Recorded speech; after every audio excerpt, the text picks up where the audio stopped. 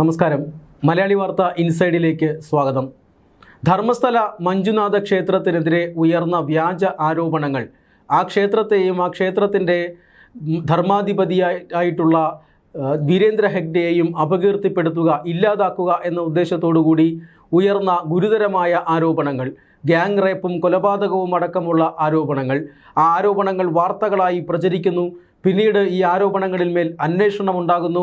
ആ അന്വേഷണത്തിൽ ഈ ആരോപണങ്ങളെല്ലാം പൊള്ളയാണ് എന്ന് കണ്ടെത്തുന്നു.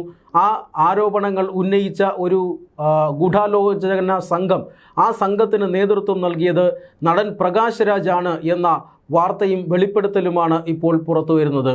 അതായത് ഈ ആരോപണങ്ങൾക്കൊക്കെ ആദ്യം നേതൃത്വം കൊടുത്ത ശുചീകരണ തൊഴിലാളി തന്നെയാണ് പ്രകാശ് രാജിൻ്റെ പേര് ഇപ്പോൾ പുറത്തു പറഞ്ഞിരിക്കുന്നത്. നടൻ പ്രകാശ് രാജാണ് ഇത്തരത്തിലുള്ള ഗൂഢാലോചനയ്ക്ക് പിന്നിലെന്നും തന്നെക്കൊണ്ട് ഇതെല്ലാം പറയിപ്പിച്ചതിന് പിന്നിൽ പ്രകാശ് രാജാണ് എന്നുമാണ് ഇപ്പോൾ ഈ ശുചീകരണ തൊഴിലാളിയുടെ പുതിയ വെളിപ്പെടുത്തൽ.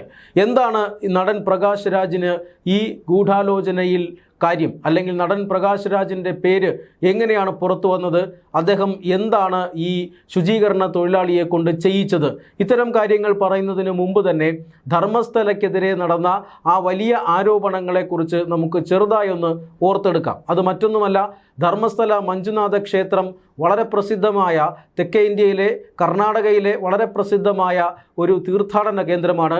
പതിനായിരക്കണക്കിന് ജനങ്ങളാണ് ഓരോ ദിവസവും ധർമ്മസ്ഥലയിൽ എത്തുന്നത്. അവിടെ എത്തുന്നവർക്ക്, കേരളത്തിൽ നിന്നടക്കം ധാരാളം ഭക്തജനങ്ങൾ ധർമ്മസ്ഥലയിൽ എത്താറുണ്ട്.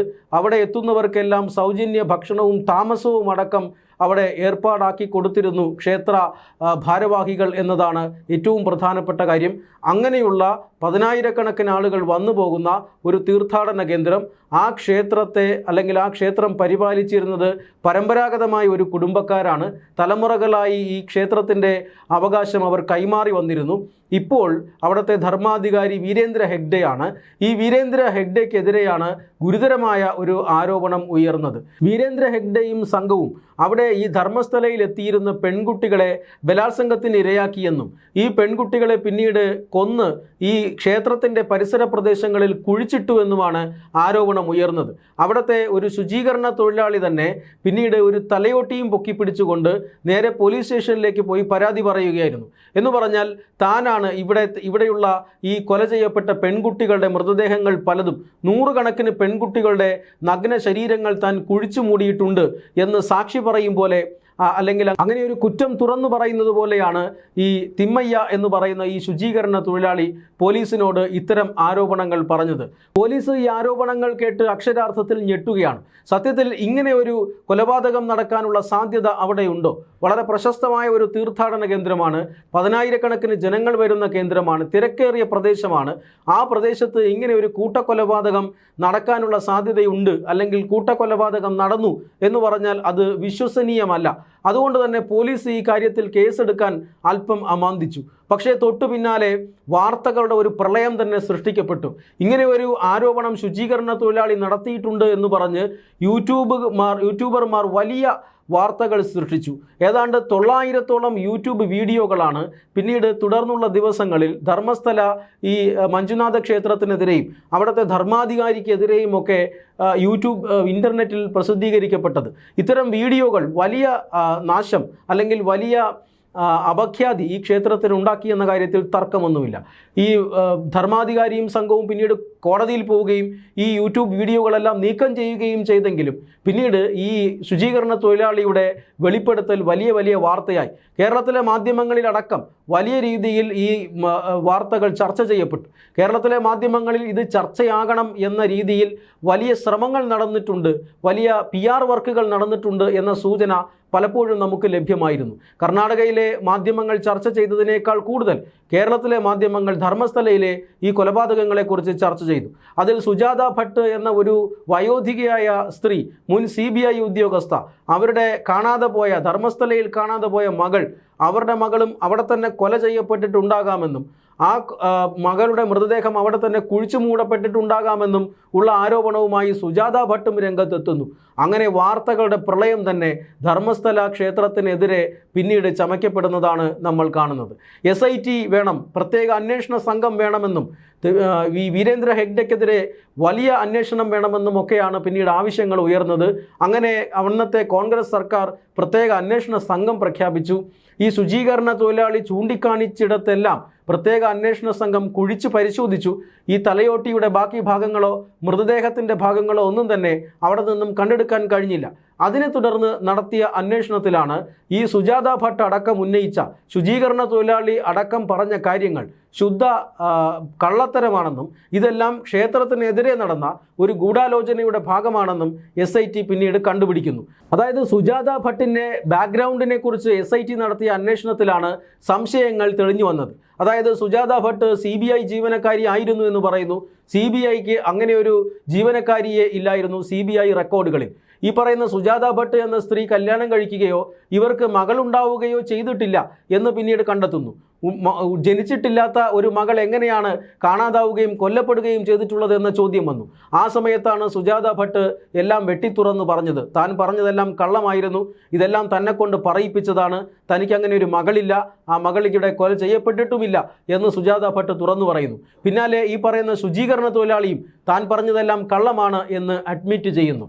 അതായത് ഈ ധർമ്മസ്ഥല എന്ന് പറയുന്ന പ്രസിദ്ധമായ മഞ്ജുനാഥ ക്ഷേത്രത്തിനെതിരെ ഉയർന്ന ഒരു വലിയ ഗൂഢാലോചന, വീരേന്ദ്ര ഹെഗ്ഡെക്കെതിരെ ഉയർന്ന ഒരു വലിയ ഗൂഢാലോചന അവിടെ പൊളിഞ്ഞു വീഴുകയായിരുന്നു. കോടിക്കണക്കിന് രൂപയാണ് ഇങ്ങനെ ഒരു ക്ഷേത്രത്തിന് അപഖ്യാതി ഉണ്ടാക്കാനായി ചെലവഴിക്കപ്പെട്ടത്. അതിനെക്കുറിച്ചാണ് ഇപ്പോൾ ഏറ്റവും പുതിയ വെളിപ്പെടുത്തലുകൾ വരുന്നത്. അതായത് തന്നെക്കൊണ്ട് ഈ ശുചീകരണ തൊഴിലാളി ഈ പുതിയ വെളിപ്പെടുത്തലിൽ പറയുന്നത് തന്നെക്കൊണ്ട് ഇതൊക്കെ ചെയ്യിപ്പിച്ചത് ആക്ടിവിസ്റ്റായിട്ടുള്ള ഗിരീഷ് മട്ടന്നവരും അതോടൊപ്പം തന്നെ മഹേഷ് ഷെട്ടിയും ആണ്. ഈ രണ്ടുപേരുമാണ് ഈ കഥകൾ മെനയുകയും ഈ കഥകൾ SITയോട് പറയാൻ തന്നോട് പറയുകയും ചെയ്തത്. അതീവ രഹസ്യമായ ഗൂഢാലോചനയായിരുന്നു അത്. ഇവർ രണ്ടുപേരും ഒരു ദിവസം ഒരാൾക്ക് ഫോൺ ചെയ്യുകയും ആ ഫോൺ തനിക്ക് തരികയും ചെയ്തു. ആ ഫോണിൻ്റെ മറ്റേ തലയ്ക്കൽ നടൻ പ്രകാശ് രാജായിരുന്നു. പ്രകാശ് രാജ് തന്നോട് പറഞ്ഞു, ഈ പറയുന്ന രണ്ടുപേർ പറയുന്ന കാര്യങ്ങൾ കൃത്യമായി പാലിക്കണം, അങ്ങനെ പാലിച്ചു കഴിഞ്ഞാൽ താൻ അടുത്ത് കർണാടകത്തിൽ വരുമ്പോൾ തന്നെ കാണുകയും കെട്ടിപ്പിടിക്കുകയും ചെയ്യാം എന്ന് വാഗ്ദാനം തന്നിരുന്നു എന്നാണ് ഈ ശുചീകരണ തൊഴിലാളി പറയുന്നത്. മാത്രമല്ല ഇത് മൊത്തത്തിൽ ഒരു 200 കോടി രൂപയുടെ പ്രോജക്റ്റ് ആയിരുന്നു. ഫണ്ട് മുഴുവൻ കേരളത്തിൽ നിന്നാണ് വന്നത്. കേരളത്തിൽ നിന്ന് ഈ ഫണ്ട് മുഴുവൻ അറേഞ്ച് ചെയ്തിരിക്കുന്നത് പ്രകാശ് രാജാണ്. മാത്രമല്ല ചിത്രദുർഗ എന്ന് പറയുന്ന ഒരു അജ്ഞാത സ്ത്രീയുടെ പേരും പറയുന്നുണ്ട്. ഇവരാണ് മുഴുവൻ ഫണ്ടും ഇവിടെ എത്തിച്ചത്. ഈ 200 കോടി രൂപയിൽ 50 ലക്ഷം രൂപ തനിക്ക് തരാമെന്ന് ഇവർ പറഞ്ഞു. ഇതിൻ്റെ പേരിലാണ് താൻ ഈ കള്ളത്തരങ്ങൾ മുഴുവൻ പറഞ്ഞത്. ഈ പറയുന്ന മൊഴി മുഴുവൻ, കള്ളം മൊഴി മുഴുവൻ പോലീസിനും SIT സംഘത്തിനും ഒക്കെ നൽകിയത് എന്നുമാണ് ഇപ്പോൾ ഈ ശുചീകരണ തൊഴിലാളി വെളിപ്പെടുത്തിയിരിക്കുന്നത്. അതായത് വലിയ ഗൂഢാലോചന സംഘം ധർമ്മസ്ഥല ക്ഷേത്രത്തിനെതിരെ പ്രവർത്തിച്ചിരുന്നു എന്ന് വ്യക്തമാവുകയാണ്. ആ ഗൂഢാലോചന സംഘത്തിൻ്റെ തലവൻ പ്രകാശ് രാജായിരുന്നു എന്നാണ് ഏറ്റവും പുതിയതായി പുറത്തു വരുന്ന മൊഴികൾ പറയുന്നത്. പ്രകാശ് രാജിൻ്റെ രാഷ്ട്രീയം നമുക്കറിയാം, ഇടതുപക്ഷ രാഷ്ട്രീയമാണ്. മാത്രമല്ല ഇയാൾ തികഞ്ഞ ഹിന്ദു വിരുദ്ധനും BJP വിരുദ്ധനുമൊക്കെയാണ്. അങ്ങനെയുള്ള രാഷ്ട്രീയം പറയുന്ന പ്രകാശ് രാജാണ് ക്ഷേത്രത്തിനെതിരായിട്ടുള്ള വ്യാജ പ്രചരണങ്ങളുടെ ഗൂഢാലോചനയിൽ പങ്കാളിയായിരിക്കുന്നത് എന്നുള്ളതാണ് ഏറ്റവും ശ്രദ്ധേയമായ കാര്യം. ഇനി അന്വേഷണം പ്രകാശ് രാജിലേക്കായിരിക്കും. എന്തുകൊണ്ടാണ് പ്രകാശ് രാജ് ഈ ധർമ്മസ്ഥല എന്ന ക്ഷേത്രത്തെ ലക്ഷ്യം വെച്ചത്? അത് തീർത്തും ഹിന്ദു വിരുദ്ധത മാത്രമായിരുന്നോ, അല്ലെങ്കിൽ വീരേന്ദ്ര ഹെഗ്ഡെയുമായിട്ടുള്ള മറ്റെന്തെങ്കിലും പ്രശ്നമാണോ, അതോ കച്ചവട താല്പര്യങ്ങളാണോ, അത് രാജ്യവിരുദ്ധ ശക്തികൾ പ്രകാശ് രാജുമായി കൈകോർത്തിട്ടുണ്ടോ? ഇക്കാര്യങ്ങളായിരിക്കും ഒരുപക്ഷെ ഇനി വരും ദിവസങ്ങളിൽ അന്വേഷണത്തിലൂടെ കണ്ടെത്തേണ്ടത്. കേരളത്തിലടക്കം ചില ഇസ്ലാമിക സംഘടനകളടക്കം ഈ ധർമ്മസ്ഥലയ്ക്കെതിരായിട്ടുള്ള പ്രചരണങ്ങളിൽ സജീവമായിരുന്നു എന്ന് നമ്മൾ കണ്ടതാണ്. പോപ്പുലർ ഫ്രണ്ട് അടക്കം ധർമ്മസ്ഥലയ്ക്കെതിരെ പ്രവർത്തിക്കുന്നതിന് പണമിറക്കി എന്ന സംശയവും നേരത്തെ ഉയർന്നിരുന്നതാണ്. ഈ സാഹചര്യത്തിലാണ് പ്രകാശ് രാജിൻ്റെ പങ്ക് കൂടി ചർച്ച ചെയ്യപ്പെടുന്നത്. പ്രകാശ് രാജിനെ ഉപയോഗിച്ച് ആരെങ്കിലും ഇത് ചെയ്തതാണോ, അല്ലെങ്കിൽ ഈ ഒരു ഗൂഢാലോചനയുടെ കേന്ദ്ര ബിന്ദു പ്രകാശ് രാജ് ആയിരിക്കുമോ? ഇത്തരം സംശയങ്ങളാണ് ഉയർന്നു വരുന്നത്. എത്രയും വേഗം അന്വേഷണം പൂർത്തിയാക്കി അന്തിമ റിപ്പോർട്ട് സമർപ്പിക്കണമെന്നാണ് ഇപ്പോൾ ഈ പറയുന്ന ശുചീകരണ തൊഴിലാളി കോടതിയോട് ആവശ്യപ്പെട്ടിരിക്കുന്നത്. പക്ഷേ ദുരൂഹതകൾ ഇപ്പോഴും ഒഴിയുന്നില്ല എന്നുള്ളതാണ്. ഈ ധർമ്മസ്ഥല ക്ഷേത്രത്തിനെതിരായി ഉയർന്നിട്ടുള്ള ആരോപണങ്ങളെല്ലാം പച്ചക്കള്ളമായിരുന്നു എന്നിപ്പോൾ സംശയാതീതമായി തെളിയിക്കപ്പെട്ടിരിക്കുന്നു. പക്ഷേ ഈ ആരോപണങ്ങൾ, വ്യാജ ആരോപണങ്ങൾ എന്തിന് ഈ ധർമ്മസ്ഥലയ്ക്കെതിരെ പ്രയോഗിച്ചു? എന്തായിരുന്നു ധർമ്മസ്ഥല വിരുദ്ധരുടെ ലക്ഷ്യം?